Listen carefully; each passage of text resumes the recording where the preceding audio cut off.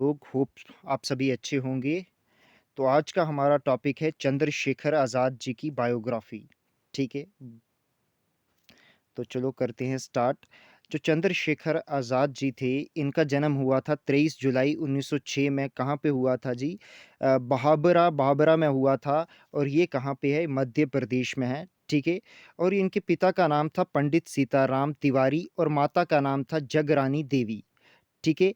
इन्होंने जो early education थी वो अपनी भाभरा भाभरा में ही की थी और ये बचपन से ही बहुत स्ट्रॉन्ग चाइल्ड रहे हैं, ठीक है? इनका चाइल्डहुड जो बड़ा स्ट्रॉन्ग ही रहा है और इसके बाद क्या करते हैं, इनके साथ एक स्टोरी जुड़ी हुई है कि जब ये केवल 13 वर्ष के थे तो इनका अपने पिता के साथ एक छोटा-सा झगड़ा हो गया। कोई फ्रूट पर से झगड़ा हो गया और ये घर छोड़ के चला गई और फिर कभी भी वापस अपने घर नहीं गई, ठीक है? आगे क्या होता है कि अ, इनकी लाइफ़ जो थी बहुत ही स्ट्रगल में बीती है, ठीक है? और एक रेवोल्यूशनरी के लिए शायद ऐसी लाइफ़ होना ज़रूरी भी था, ठीक है? तो इसके बाद क्या होता है कि ये मुंबई चले जाते हैं और वहाँ थोड़े रेस्टोरेंट में काम करते हैं कुछ देर और उसके बाद ये एक कंस्ट्रक्शन में एज़ ए लेबरर का काम भी करते हैं, ठीक है? उसके बाद क्या करते हैं ये उसके बाद ये बनारस चले जाते हैं, काशी विश्वविद्यालय विद्यापीठ में चले जाते हैं जो उत्तर प्रदेश में है, ठीक है? बनारस के काशी विश्वविद्यापीठ में जो बना हुआ उत्तर प्रदेश में, ठीक है? तो वहाँ पे जाके ये हिंदी और संस्कृत के स्कॉलर बनते हैं और उसके बाद क्या क्योंकि काशी विश्वविद्यापीठ था ना जो, वो एक रेवोल्यूशनरी तैयार करने का एक हब माना जाता था वहाँ वो तब, ठीक है? और इनका जो ओरिजिनल नेम था, वो था चंद्रशेखर तिवारी, ठीक है? तो इनका नाम आज़ाद कैसे पड़ा, हम देखते हैं आगे वन बाय वन हम सब चीज़ें पढ़ेंगे चंद्रशेखर आज़ाद जी के बारे में, ठीक है? तो क्या होता है कि ये उसी दौरान क्या करते हैं कि महात्मा गांधी जी ने स्टार्ट किया था नॉन कॉपोरेशन मूवमेंट कब किया था 1920 में, ठीक है? तो तब इनकी आयु 15 वर्ष थी, तो ये भी गांधी जी के सहयोग में आते हैं और ये भी बढ़-चढ़ के हिस्सा लेते हैं किसमें नॉन कोऑपरेशन मूवमेंट में और उसके बाद होता क्या है कि ये इसके बाद अरेस्ट हो जाते हैं, ठीक है? अरेस्ट कर दिया जाता है इनको ब्रिटिशर्स के द्वारा और वहाँ पे इनको क्या होता है, इनको लाठी से मारा जाता है और 11 बार शूट किया जाता है इनको लाठी के साथ। तो जैसे-जैसे एक-एक लाठी की पड़ती थी तो ये बस यही बोलते थे कि वंदे मातरम, ठीक है? ऐसे-ऐसे जैसे 11वीं लाठी पड़ी इनके ऊपर तो इन्होंने बोला ज़ोर से बोला गांधी जी की जय, ठीक है? उसके बाद क्या होता है जिसने ऑर्डर दिया होता है इनको अरेस्ट किया होता है करने का ऑर्डर दिया होता है उनका नाम होता है सरदार गुंडा सिंह। ठीक है, वो एक ब्रिटिशर पुलिस ऑफ़िसर होते हैं, तो उसके बाद क्या करते हैं, जो घायल चंद्रशेखर आज़ाद जी को वो अपने घर ले आते हैं और वहाँ पे उनको क्या दूध और उनका ट्रीटमेंट करते हैं, ठीक है? और उसके बाद उनको बोला जाता है आज़ाद, ये एक कहानी है। इसके साथ-साथ जो दूसरी कहानी भी है कि कैसे चंद्रशेखर तिवारी जी का नाम चंद्रशेखर आज़ाद पड़ा, तो इसके साथ दूसरी कहानी भी है कि जैसे ही वो नॉन कोऑपरेशन मूवमेंट में अरेस्ट होते हैं चंद्रशेखर आज़ाद, तो ठीक है, उनको मजिस्ट्रेट के पास ले जाया जाता है, ठीक है? उसके बाद उनसे पूछा जाता है कि आप कौन हो भाई? तो ठीक है, वो बोलते हैं मैं आज़ाद हूँ और मेरे पिता का नाम स्वतंत्रता है और मेरा घर क्या है? जेल है, ठीक है? तो इसके बाद उनको क्या रिकॉग्नाइज़ेशन मिल जाती है और वो आज़ाद के नाम से जाना जाने लगते हैं, ठीक है? उनको आज़ाद के नाम से जाना जाने लगता है, ठीक है? तो नेक्स्ट हम पढ़ते हैं क्या कि आज़ाद थे ना जो, आज़ाद जैसे ही चोरी-चरा इंसिडेंट होता है 1922 में, ठीक है? चोरी-चोरा के उत्तर प्रदेश में जहाँ पे 22 पुलिस वालों की हत्या कर दी जाती है हमारे फ्रीडम फाइटरों द्वारा। तो इससे अप्रसन्न होके गांधी जी क्या करते हैं, नॉन कोऑपरेशन मूवमेंट को हटा लेते हैं, ठीक है? इससे जो है ठीक है, इससे क्या होता है कि अपने जो चंद्रशेखर आज़ाद जी हैं, वो इनसे सहमत नहीं हो पाते और इसके बाद ये जुड़ जाते हैं किसके? एचआरए के साथ, ठीक है? हिंदुस्तान रिपब्लिकन एसोसिएशन के साथ, जिसके फाउंडिंग मेंबर राम प्रसाद बिस्मिल जी, ऐसे तो बोला जाता है कि इसको सचिंद्र नाथ सन्याल जी और नरेंद्र मोहन सेन और प्रीतुल गंगोली वगैरह जो कहाँ से बिलॉन्ग करते थे? अनुशीलन समिति से बिलॉन्ग करते थे। अनुशीलन समिति क्या थी? एक एक फ़िटनेस क्लब था, ठीक है?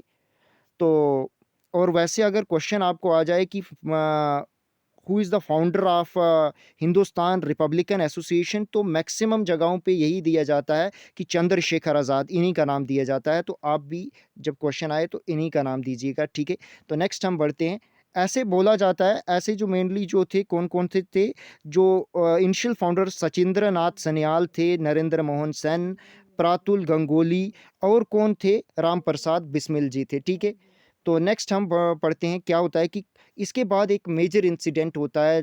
क्या होता है जी? काकोरी कॉन्स्पिरेसी और काकोरी ट्रेन रॉबरी होती है 9 अगस्त 1925 को, ठीक है।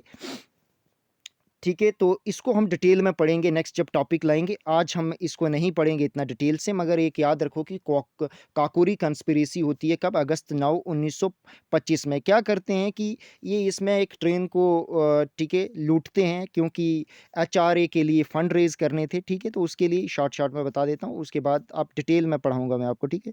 तो आप चिंता नहीं करना, ठीक है? चंद्रशेखर आज़ाद उसके बाद एक क्या करते हैं, एक कॉन्स्पिरेसी में इनका नाम आता है कि क्या करते हैं कि एक जो लॉर्ड इरविन थे जो 1929 में क्या करते हैं, वो ट्रेन से जा रहे थे तो उनकी ट्रेन पे आग लगा देते हैं। कौन? चंद्रशेखर आज़ाद जी। पर अनफॉर्चुनेटली जो है लॉर्ड इरविन को कुछ भी नहीं होता है, ठीक है। और उसके बाद इसी के चलते इसी जो है लॉर्ड इरविन जो लॉर्ड इरविन की जो ट्रेन थी इसकी कॉन्स्पिरेसी के केस में, ठीक है, इन पे केस चलाया जाता है, ठीक है। और इनका पीछा करती है पुलिस, पर ये इनको नहीं मिलते हैं, ठीक है। होता क्या है कि 27 फरवरी का वो दिन था 1931 में। क्या होता है कि ये रेवोल्यूशनरी से मिलने मिलने के लिए कहाँ जाते हैं? इलाहाबाद के अल्फर्ड पार्क में, ठीक है। और वहाँ जाके क्या होता है कि इनका ही एक कोलीग जो थे जो पहले इन्हीं के साथ थे, वो इनको धोखा दे देते हैं और इनकी खबर जो है वो बता देते हैं ब्रिटिशर ऑफिसर को, ठीक है। और उनका नाम को क्या था जिन्होंने ये खबर दी थी, ठीक है, उनका नाम था वीरभद्र तिवारी जी, ठीक है। उसके बाद क्या होता है कि पुलिस ऑफिसर आते हैं, अंधाधुंध गोलियाँ चलती हैं दोनों तरफ से और आज़ाद जी जो हैं इंजर्ड हो जाते हैं। आज़ाद बड़ी मुश्किल से अपने आप को डिफेंड करते हैं और अपने एक उनका मित्र थे उनको भागने के लिए कहते हैं कि आप जाइए, और बड़ी ही वीरता के साथ अंग्रेज़ों का सामना करने लगे। और ये अकेले थे और वहाँ से बहुत सारे ब्रिटिशर्स आए हुए थे, ब्रिटिशर आर्मी, जिनने इन्होंने बड़े शानदार तरीके से वीरता से प्रदर्शन करते हुए अंधाधुंध गोलियाँ चलाई। और उसके बाद क्या होता है कि उनके पास आस्ता-आस्ता चंद्रशेखर आज़ाद जी के पास क्या होता है, गोलियाँ ख़त्म हो जाती हैं और केवल एक ही गोली रह जाती है। तो उसके बाद वो अपने आप को शॉट कर देते हैं। तो जिससे क्या कि उनका मानना था कि मैं ज़िंदा रहते कभी भी अंग्रेज़ों के हाथ नहीं आऊँगा, और ऐसा ही हुआ। वो अपने जीवित रहते कभी भी अंग्रेज़ों के हाथों से नहीं मरे। तो उसके बाद क्या होता है कि आज़ाद जी सिर्फ़ तब कितने वर्ष के थे? केवल 24 वर्ष के युवा थे, जब इनकी मृत्यु हुई, जब ये शहीद हुए। तो आगे देखते हैं हम, कुछ इनके स्लोगन्स, कोट्स देखने हैं चंद्रशेखर आज़ाद जी के बारे में, ठीक है? तो पढ़ते हैं, "if your blood does not rage, it is water that flows in your vein." ठीक है? दूसरा इनका कोट देखते हैं, "दुश्मन की गोलियों का हम सामना करेंगे, आज़ाद ही रहे हैं, आज़ाद ही रहेंगे।" जी, बिल्कुल, ये मरते दम तक आज़ाद ही रहे और बाद में भी आज भी आज़ाद ही रहे, ठीक है? "My name is Azad, my father name is Swatantra Swatantrata and my residence is jail." ठीक है, इन्होंने कहा था, तभी से इनका नाम आज़ाद भी पड़ा कि जब मैजिस्ट्रेट के पास ले जाया गया इनको, ठीक है, जो नॉन कोऑपरेशन मूवमेंट ये अरेस्ट हुए थे, तो इन्होंने कहा था कि मेरा नाम आज़ाद, मेरे पिता का नाम स्वतंत्रता और मेरा घर जेल है, ठीक है, ऐसा कहा था इन्होंने। और नेक्स्ट इनकी कोट क्या थी, नारा इनका था, "ऐसी जवानी किसी काम की नहीं जो अपनी मातृभूमि के नाम ना आ सके।" उसके बाद इन्होंने नेक्स्ट इनका स्लोगन था, और कोट भी बोल सकते हैं आप, "don't see other doing better than you, beat your record every day because success is a fight between you and yourself." ठीक है। नेक्स्ट इनका कोट था कि, "I believe in a religion that propagate freedom, equality and brotherhood." मैं ऐसे धर्म पे विश्वास करता हूँ जो आज़ादी, बराबरी और भाईचारे को प्रमोट करती हो, ठीक है? ऐसे रिलीजन को ये प्रोपोगेट करना चाहते थे, ठीक है? ऐसे रिलीजन पे बिलीव करते थे ये, ठीक है? और नेक्स्ट इनका नारा था, अब भी जिसका खून खौला नहीं, वो पानी है, जो देश के काम ना आए, वो बेकार जवानी है।